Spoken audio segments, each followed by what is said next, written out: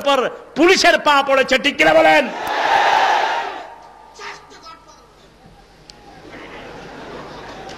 কোরআনের এই পরিবেশ শহীদদের রক্তের কারণে হয়েছে, আলহামদুলিল্লাহ বলেন। কোরআনে এই পরিবেশ হয়েছে 14.5 বছরের ছোট্ট শিশু জায়েদ বিন মনির ক্লাস 8-এ পড়া অবস্থায় বুকের তাজা রক্ত ঢেলে দিয়ে গেছে। সেজন্য আজকের এই সুন্দর পরিবেশ আমরা পেয়েছি, আলহামদুলিল্লাহ বলেন। আমরা কোরআন আছে যেখানে আমরা আছি, আমার ভাইয়েরা ভালো করে শুনেন, দুনিয়ার কারো সাথে আমাদের কোনো দুশ্মনী নাই, কিন্তু বিশ্বনবী যে আন্দোলন করেছেন, বিশ্বনবী যে কোরআনের জন্য অত্যাচারিত হয়েছেন, আপনি যদি সেই কোরআনকে না মানেন, কোরআনের আন্দোলন না মানেন, কোনোভাবেই আল্লাহর জান্নাত আপনার নসিব হওয়া সম্ভব? কিয়ামতের ময়দানে আকাশে যতগুলো তারা, এতগুলো হাউজে কাউসারের পাশে আল্লাহ পেয়ালা দান করবেন। হাজার হাজার উম্মত গিয়ে হাউজে কাউসারের পানি পান করার জন্য সেখানে লাইন ধরে দাঁড়াবে। বিশ্বনবী হাউজে কাউসার দিতে থাকবেন। কিছু লোককে হাউজে কাউসার দিতে গেলেই ফেরেশতারা তাদেরকে আটকিয়ে দিবে, বলবে হুজুর এদেরকে আপনি হাউজে কাউসার দিয়েন না। বিশ্বনবী বললেন কেন দিব না বলো? ফেরেশতারা বলবে হুজুর আপনার পরে আপনার ইসলামের ভিতরে অনেক নিত্য নতুন জিনিস ঢুকিয়েছে, অনেক পরিবর্তন করে নিয়েছে, এদেরকে আপনি পানি দিয়েন না। এবার বিশ্বনবী বলবেন সোহকান লিমান গায়্যারা মিন বাদি, দূর হয়ে যাও যারা বিভিন্ন পরিবর্তিত জিনিস নেতৃত্বের স্থান থেকে বিভিন্ন ভাবে যারা আমাকে পরিবর্তন করে দিয়েছো, খবরদার তোমরা এখানে এসো না। যারা বেদাত করে, বেদাত এবং শিরকের সাথে আমাদের কোনো সম্পর্ক নাই, কারণ এক আল্লাহকে যারা চায় তারা অন্য কাউকে চাইতে পারে না। আমরা খুশি চাই কার? আরো জোরে বলেন কার? আখিরাতের জীবন আপনারা চান কি চান না? জিকির করবেন কার? আল্লাহ রাব্বুল আলামিনের জিকির, আল্লাহকে চাওয়া এবং আখিরাতের জীবন চাওয়া, এই তিনটা হলো বিশ্বনবীকে যারা আদর্শ হিসেবে গ্রহণ করবে তাদের জন্য এই তিনটা গুণ আল্লাহ রাব্বুল আলামিন বেঁধে দিয়েছেন। এই তিনটা গুণের মধ্যে থাকার জন্য বাংলাদেশে একটা আন্দোলন আছে না নাই? আমাদের জীবন যাকার থাক, সেই আন্দোলনের সাথে থেকে আল্লাহর কোরআনের জন্য জীবন উৎসর্গ করব। রাজি আছেন? কে কে রাজি? হাত তুলে আল্লাহ দেখান।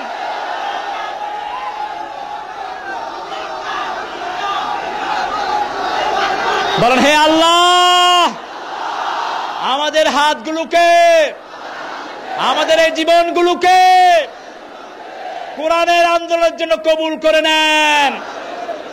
আমিন, সুম্মা আমিন। হাতগুলো নামাই। বিশ্বনবীর চূড়ান্ত দোয়া, হুজুর শাহাদাতের মউত চাইতেন কিনা বলেন? সমস্ত আম্বিয়া কেরাম আলাইহিমুস সালাতু ওয়াস সালাম আজমাইন শাহাদাতের তামান্না পেশ করেছেন। সমস্ত আসহাবে কেরাম শাহাদাতের জন্য বেকুল ছিলেন, কোরআনের জন্য বুকের তাজা রক্ত দিয়ে। আব্দুর রহিমের মতো আমরা দুনিয়া থেকে বিদায় হব।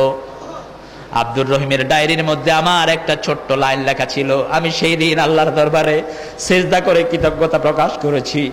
তার ডায়েরিতে লেখা ছিল, আমাকে শহীদ করে সেই মিছিলে শামিল করে নিও যেই মিছিলের নেতা আমির হামজা, খোবায়েব, খাব্বাব আল্লাহর ছিল যারা অতি প্রিয়।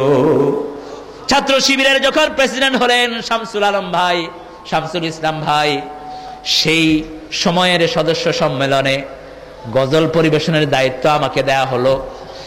সেই মুহূর্তেই অসংখ্য শহীদের বিভিন্ন জায়গা থেকে খবর আসছে। সেই সময়ে লেখা একটি ছোট্ট গজল, আমাকে শহীদ করে সেই মিছিলে শামিল করে নিও যেই মিছিলের নেতা আমির হামজা, খোবায়েব, খাব্বাব আল্লাহর ছিল যারা অতি প্রিয়, শামিল করে নিও। বলেন গত কয়েকদিন আগেই শফিক কুষ্টিয়ার জমিনে কোরআনের জন্য রক্ত ঢেলে গেল। শাহাদাতের 2 দিন আগে ইমাম সাহেবকে ডেকে জিজ্ঞেস করছেন, ইমাম সাহেব হুজুর আপনি আমার বাড়ি চিনেন নাকি? ইমাম সাহেব হুজুর বলছে, ওই তো তোমার বাড়ি, আমি তো তোমাকে চিনি, তুমি আমার পেছনে নামাজ পড়ো। শহীদ শফিক নিজের বাড়ির দিকে যখন ইমাম সাহেব আঙ্গুল তুললেন, শহীদ শফিক বলল, না ওটা আমার বাড়ি নয়, কবরস্থানের দিকে বাড়িটা দেখিয়ে দিয়েছে। বলছে ওটা আমার বাড়ি। ইমাম সাহেব বলছে না ওটা তোমার বাড়ি। শহীদ শফিক বলছে না ওটা আমার বাড়ি নয়, ওটা আমার স্থায়ী বাড়ি। একদিন পরেই দায়িত্বশীলরা প্রোগ্রাম ডেকেছে কোরআনের জন্য। শফিক এসে কুষ্টিয়ার সভাপতিকে বলছে, রক্ত যেখানে কোরআনের জন্য দরকার সেখানে আমার মতো শফিককে ডাক দিয়েন, এমনি আমাকে ডাকবেন না। দায়িত্বশীল মুখ থেকে বের করে ফেলেছে, ঠিক আছে আগামীকাল পলিটেকনিকে কোরআনের ছেলেদের প্রশিক্ষণ হবে, সেখানে তুমি রক্ত দিতে এসো। সবার আগে শহীদ শফিক সেখানে হাজির হয়ে গেল। আল্লাহ রাব্বুল আলামিন তার শাহাদাত কবুল করে নিয়েছে। এখনো ওই সভাপতি নিজের মনকে বুঝ দিতে পারছে না, এখনো সভাপতি অজ্ঞানের মতো হয়ে আছে। একটি শহীদ যখন দুনিয়া থেকে বিদায় হয়, তার শাহাদাতের কিছু সাক্ষ্য তারা রেখে যায়। শহীদ জায়েদ গত 2 বছর আগে 3 বছর আগে লক্ষ্মীপুরের মাটিতে শহীদ হলো। শাহাদাতের আগের রাত দায়িত্বশীলদের বৈঠকে তারা বলল, জায়েদ তুমি একটা গজল পরিবেশন করো। 1 সপ্তাহ আগে চট্টগ্রাম বিভাগীয় সাংস্কৃতিক মিছিলের মধ্যে সাংস্কৃতিক প্রতিযোগিতায় সে ফার্স্ট হয়ে যায়।